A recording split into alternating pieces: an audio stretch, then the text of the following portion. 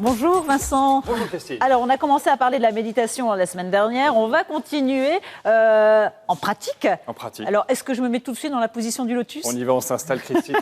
Non, alors c'est effectivement une idée reçue qu'on peut méditer que dans la position du lotus, pas que. Pas que. Et je dirais même, les gens très expérimentés arrivent à méditer dans différentes positions. Et Là par exemple, là je peux méditer là, et pendant dans que vous plein parlez. d'endroits. Ouais, non, mais, par contre, vous allez être un petit peu éloigné de nous. Non, mais dans plein d'endroits, même dans le métro, potentiellement, on peut méditer. Mais là, il faut un petit peu d'expérience. On va revenir un peu aux bases. Alors justement, comment on fait pour méditer? Vous allez nous expliquer comment. L'importance, je vais parler d'abord de la position, de la posture. L'important, c'est de trouver une position dans laquelle on est équilibré. Parce qu'il ne s'agit pas de chercher à se rééquilibrer toutes les 10 secondes. Oui, il faut déjà être bien Bien équilibré. dans Pas son trop corps. fatigant, parce que ça dure un petit peu dans le temps. Pas trop douloureuse non plus. D'avoir plutôt le dos droit pour libérer au niveau de la respiration. Voilà. Mais les épaules relâchées quand même, hein, on est d'accord. Et en fait, cette certaine tonicité, j'ai envie de l'appeler, permet de bien rester, je dirais, dans une tension légère, juste ce qu'il faut. Parce que lorsqu'on médite, Il ne faut pas que ce soit une tension invalidante. il ne faut pas que ce soit une tension pénible. Maintenant, l'intérêt de cette légère tension, c'est aussi de rester éveillé, parce que si on s'endort, c'est une sieste, ça n'est plus une méditation. Oui, voilà. Et puis on ne sait pas ce qui peut se passer autour de nous si on s'endort. Voilà.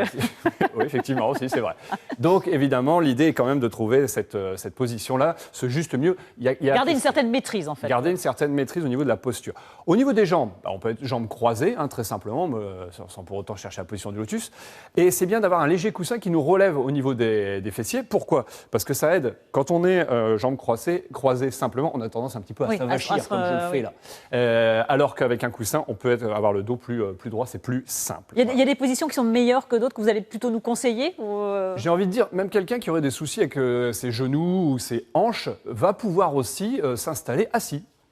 C'est-à-dire la personne se met sur une chaise, à partir du moment où elle a les pieds qui sont au sol, peut-être pas d'accoudoir parce que c'est bien d'avoir les bras plutôt relâchés et puis poser les mains un peu en coupelle, à partir du moment où elle a le dos plutôt droit, ben c'est tout à fait OK comme position pour méditer, ça marche aussi. Voilà.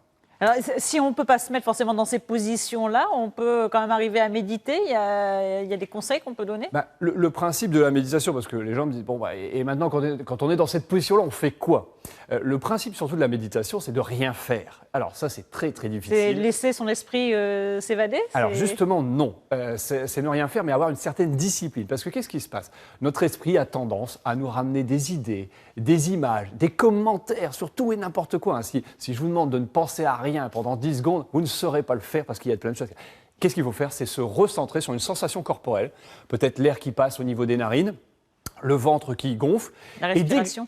Et dès que j'ai une pensée qui part, qui arrive, je ne m'en fais pas, je dis OK, je la laisse partir et je reviens sur ma sensation sans faire de commentaires. Oh zut, j'ai pas encore réussi parce que sinon je pars dans un tourbillon. C'est ça un peu le. Voilà, il ne faut pas non plus polluer son esprit.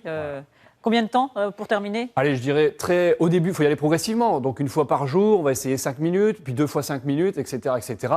Le challenge finalement, en conclusion, c'est de se dire ne pas attendre quelque chose, mais tester et voir ce que ça fait et d'y aller petit à petit, tout simplement. Merci beaucoup pour ces bons conseils, Vincent Chronique, à revoir bien sûr sur notre adresse nordpasdecalais.matin.france3.fr.